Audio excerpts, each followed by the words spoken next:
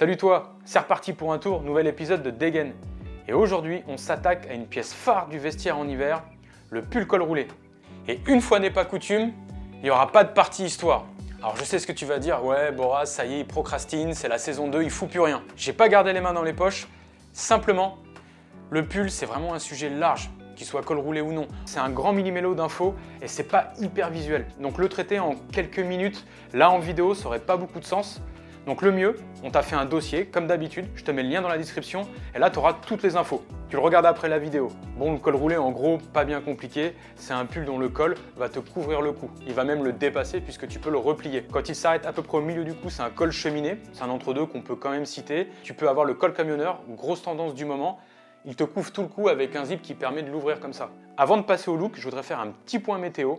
Alors je sais pas si tu l'as remarqué, là on enregistre la vidéo, on est mi-octobre, il devrait faire, je sais pas, 10-15 degrés, il fait 22, 23, voire 27 plus bas en France, et on crève de chaud, alors qu'on devrait déjà commencer à pouvoir mettre des cols roulés fins. Donc je serais bien incapable de te dire, dans les looks que tu vas voir bientôt, quand tu pourras les porter. Même notre bonne vieille Evelyne Delia Nationale pourrait pas nous le dire. Allez, on passe au look. Allez, on commence avec le pull idéal quand les températures se rafraîchissent, le col roulé en laine mérinos fin, parce que c'est une laine thermorégulante. En gros, le matin, quand il fait frais, tu te sens bien, et quand ça se réchauffe un peu dans la journée, t'es pas là à mourir de chaud. C'est donc la pièce parfaite en automne. Enfin, quand l'été indien veut pas durer un mois. Pour cette tenue, j'en ai choisi un noir, coloris plutôt classique dans le genre, et qui a été popularisé par feu Steve Jobs. Je le porte avec un pantalon en laine gris anthracite qui a ce côté tantôt habillé, tantôt casual. En optant pour des New Balance, une bonne grosse running, tu te doutes quel côté j'ai choisi. Et comme on est en automne et qu'il peut y avoir et du vent et de la pluie et en même temps faire chaud, il ne faut pas un outerwear trop épais. J'ai choisi un coupe-vent en Gore-Tex, bien léger, couture soudée, qui répond à tous les besoins en cas d'intempérie. Sans non plus me condamner dès lors que la température remonte. Et je t'aurais bien dit que je file en fixie, mais je vais déchirer mon pantalon en laine.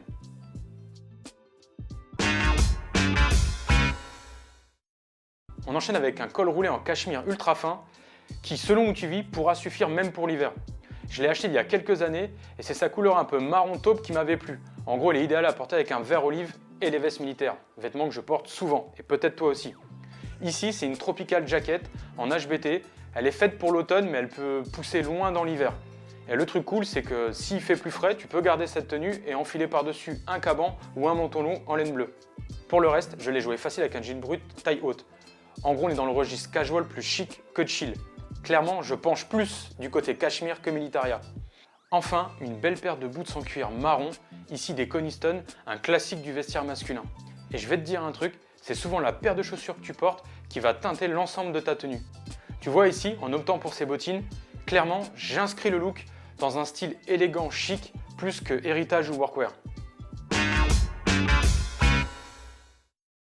Bon, j'ai été sage pendant 2 tenues, mais là, je vais lâcher les canassons. On va partir du principe que cet hiver, il va faire moins de 10 degrés au moins quelques jours.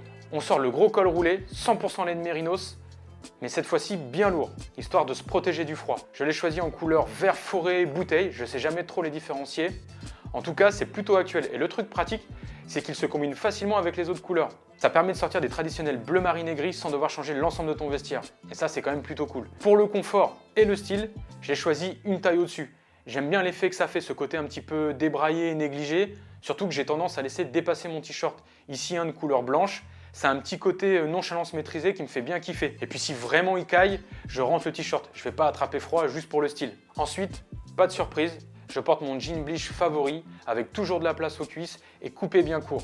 Et le truc qui est plutôt intéressant, c'est qu'il va vraiment permettre de mettre le pull en valeur sans pour autant disparaître dans la tenue. Au pied, là encore, un des favoris de mon vestiaire avec les paraboot Michael noirs. Elles sont plutôt sobres et permettent d'équilibrer les volumes de la tenue. J'aurais pu aussi partir sur une paire marron, il n'y a pas de mauvais choix. En revanche, gros dilemme, les chaussettes.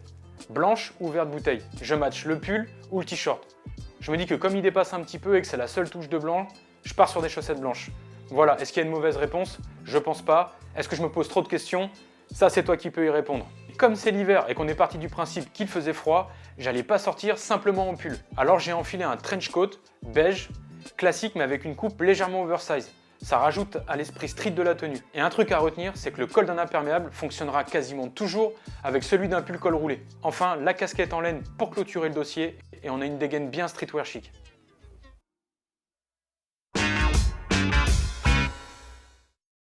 on termine sur un combo penalty de l'hiver, le par-dessus en laine sur un pull col roulé. Mais attention à la sauce street héritage. Comment va-t-on s'y prendre?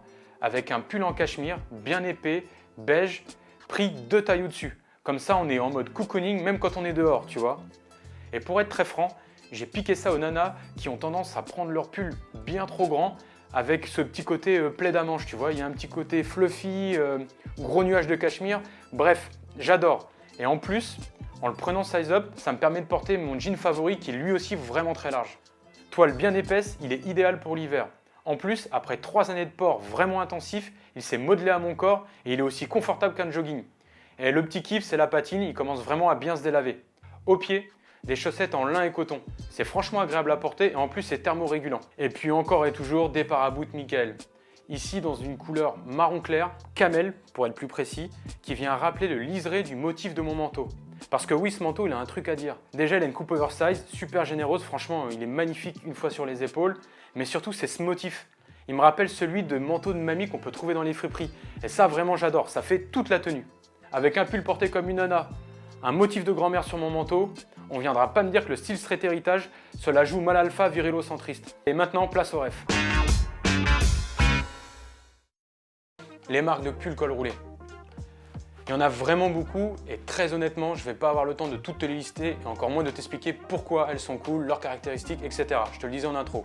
Il y a un dossier qui a été écrit par Nicolas, il est toujours dans la description et vraiment tu vas pouvoir trouver toutes les infos dont tu as besoin. Déjà, ce que je peux te dire, c'est les pulls qu'il y a dans la vidéo. Le premier est un Samso Samso, le second un Eric Bompard, le troisième un Nito Knitwear et enfin le quatrième un Tricot Paris. En gros, ce qu'il faut que tu retiennes, surtout si tu veux en chercher en seconde main, parce que c'est vraiment un conseil que j'aimerais que tu retiennes, c'est que c'est hyper facile de trouver des cols roulés pour pas très cher sur Vinted.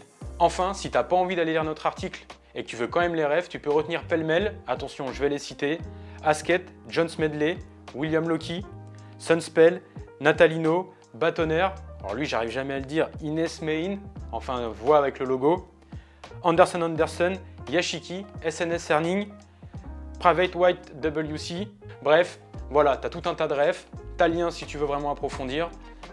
Maintenant, la vidéo est finie. Non, j'allais pas partir comme ça, je suis quand même quelqu'un de poli. Mais avant de se faire les salutations distinguées, comme d'habitude, en commentaire, comme j'ai un peu fait le feignant sur les refs, n'hésite pas à me dire les marques de pull col roulé que tu kiffes, comme ça toute la communauté pourra en profiter, comment toi tu les portes, les petites assos et tout. Ça fait toujours plaisir de partager des tips ensemble. Et comme d'habitude, le petit pouce bleu, t'abonner si c'est pas déjà fait, et on se dit à bientôt. Allez, ciao!